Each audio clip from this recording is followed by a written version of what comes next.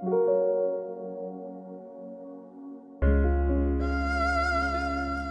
operation tawba nangkidre Jackson gi EP basu nangkidre adubu maboksi khallaga awaba pomma losinjai khallu-raga Jackson di yamna nungaijade miramda laikhriba masa ani dudi suti phangde India manung natabanina lagpa yakidre Lee Eric conference pinaduna Jacop ko wari sanare Lina Yai Haujikti yumdugi al haibado nangna oirabani Nasana subu pasana yengsinduna nungaina layuko Eric Thadokpa hundokpa yadraba mafamsida aikhoisu punsi lomkiba tabane Jacop siniko miyoi mabuk haibado Ima amatagi macha oirabasu lapnareko Lina Yai Babung amadi tawhoi leningaidadi imungdo mina bebhar tawrambane hayangwai phau mina bebhar tawhaluko Eric aikhoidi hak laitre Jacop punamak nang yengsiluko Jacop wa makha taba ngamde ngahak wari sanaraga thamnakre imungdu ihang hangbagum khalli Jacop ki wakhalda mahakna ahal oihoreko khalubada hena mapukning nungsirai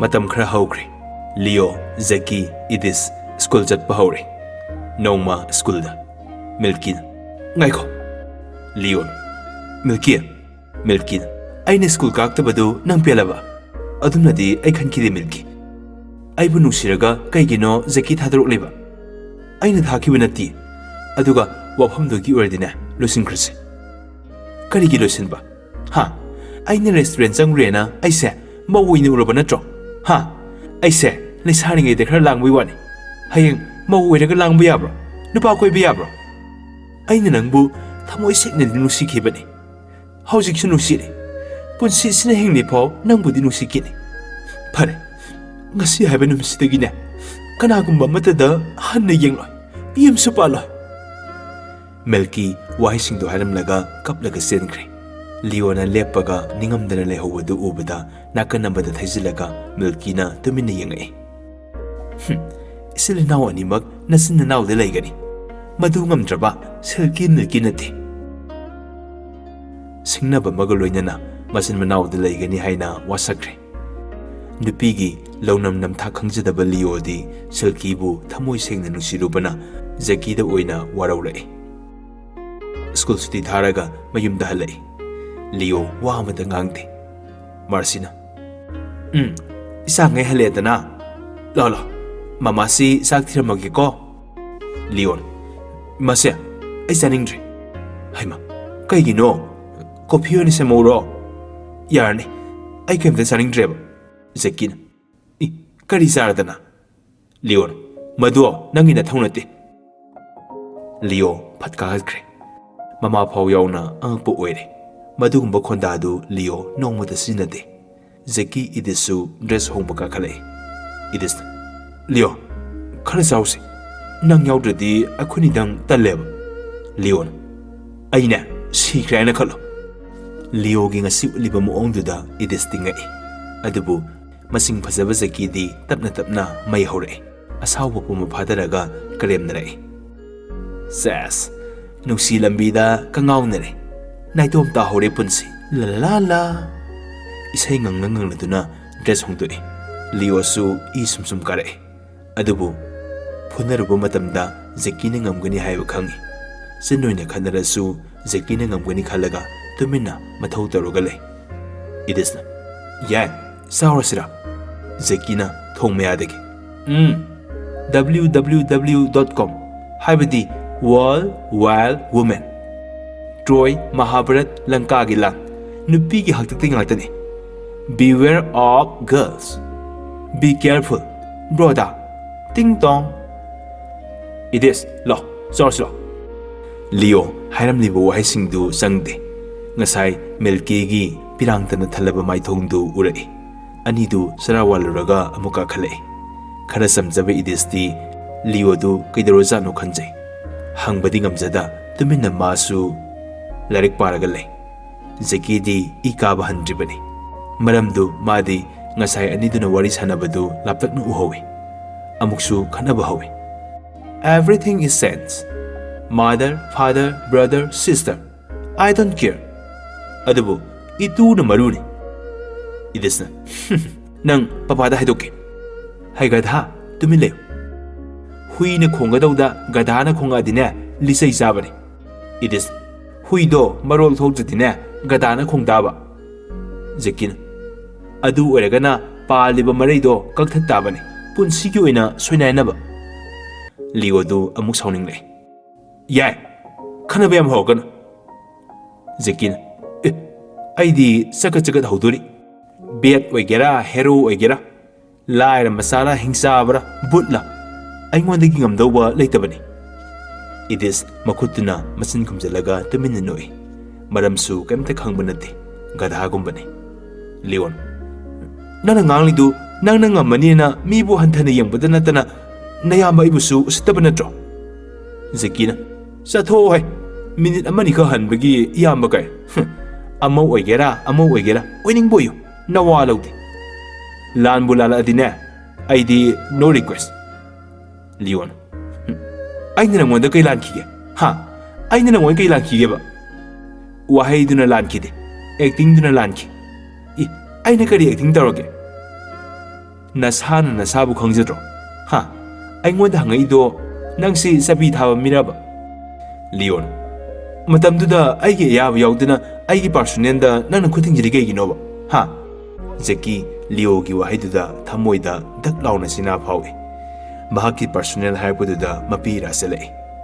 Pelactraduna asumna haire. Imungsida kanamtagi tongan bo khal khanba yar. Madu imungi maridana tapna akaiba lakani. Mairi marik tagina maijawi uruktuna nongmadina pulap tangoi urakani.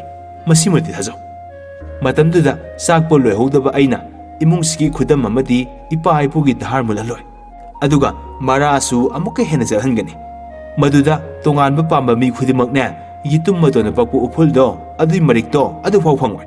Noinina sise si jibo kawdana ba brand da septokchalo. Adu hairaga earpiece haplaga isai hauna taraga tumkre. Ngihak leiraga oza lai. Zeki tumingaida hodokpa yade. Isai tabadang oiradi hodokadababu nakhokpanina anidu hairamdana tuisandu hokre. Jacop. Yai madi. Da. Tum hori.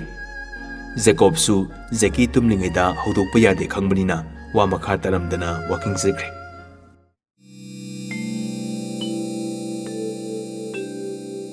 Yai ma. Nangna kallo. Nangna amata ngairaba yumsigi athobani. Nongma natraga nongmadi imungse lekha taraktore haiba ai khangi. Adubu yai ma. Nang ama leiri haiduna daudo matam loirena salabani ko. Zakit. Do. Kanna lauraga hogalai. Makhada su loina tai. Adubu mang oiramgani na loina khangi. Hanak toina mahak madau lekhidabadu amuk asumna mamangda tawkrabani. Mamasika khale. Marsina. Yai, lo.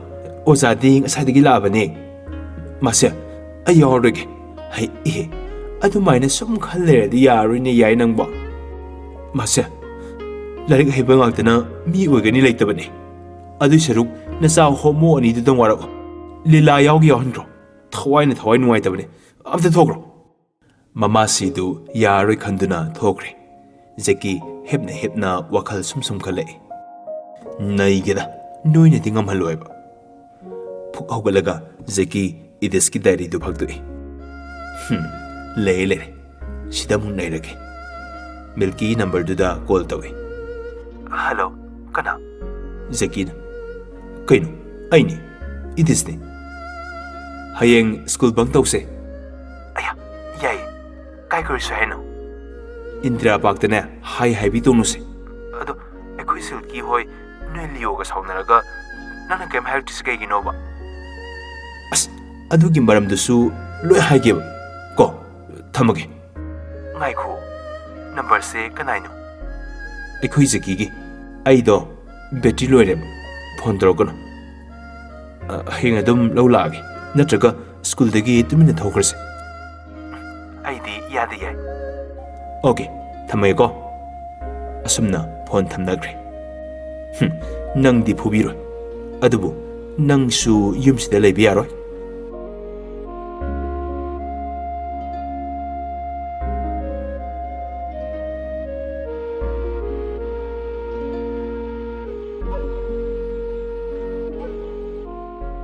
नोंगालगा जेकी इदिसकी hair style तो तौरगा मा हाना bike तो प्रप थौदुलगा सख्रे मिल्कीना सल्की दा हायरे अदुगा milky दु थोरे निपीदुदी जेकी नि खंगदबनिना समिनग्रे सल्की दी हराउजरिबनी मासु लियो दा लैदोइनि खंजरिबनी हाइबगा तौबगा इंदिरा पार्क दा लागा अनिदु मफम ममदा फमलगा वरी साने जेकीना ऐ नुक्सिब्रा नुक्सिये सिल्की अदो नुपी हाइबसे लिरी खुरीगदबनी नोंम नत्रगा नोंमदि नोइसु मवोइदोरिबनी नोइना हौद्रसु नोइबु नुक्सिबिबा सोइदना लाकनी नुपीना खोइदिना नोइना पाम्बा नुक्सिबा नुपादा लेगदबा नथे मदुना तुंगदा निंगमोय नुपीबु हंथना खनबा नथे नोइना फरदिना पुमनमक्से अफबा सखुटपु ओरक्तोइनि होय चुम्मे जेकिना अदो नोइसेदो एखोइ जेकिना फुरिदो मदिक जाबने माना थमोइसें नुसिरदि लिगोना माबु कैदुनुंदा थादोय सिल्कीना आइदि हाइजबने लियो अदुम खंगनोना अदो हौजिकसु मा लियो बुदि नुसिरिबने अमदुदि दिलेलुबने अदुने नोइगे सोइबसे नुपी नोइसे अमु कावब्र खंगदे नुपीगी खोंथांगदि याम लोइ नोइ खंगदो माले नुपी नोइना नुपादा दिलेलगा नुपानासु नोइबु दिलेलकनी मदुदा मंगजदोइसे कनाना नुपारा नुपीदुरब सल्की तुमिन लei ngasiगी इदिसकी वाइदु तारगा इकायबसु फावी नसाना नसाबु फारे खंजबदुना यारोइने मीना हायलो लेम्बतमो नुपी मो ओइबगिना सिनफम खुदिमो हाइजलो लव मैरिज और अरेंज मैरिज ओइनिंग बोयसनो युम पानबसे फागी नते समुद्रगी लैंगोइदगी हेना कुपि हाइनरिबनी येंगो सल्की मसिन मनाव इमुंग मनुंग तोकाय तोकाय तारिबा थोकलिबा थोदोक वाथोक मैमसे नुपीगी हलुक्तगिना अनंबने पंगनो सिंगो मालेमगी कुमै हराव इरांगसु यावगदबने नसाना नसाबु इज्जत लैन चलो नोलुकपतमो ngak hayat kano afaba nupi oininglabadi nangna faraga nasanasu fagadoribani mara phataba pambi amata mahiyalasu jutchar gyandarboy haise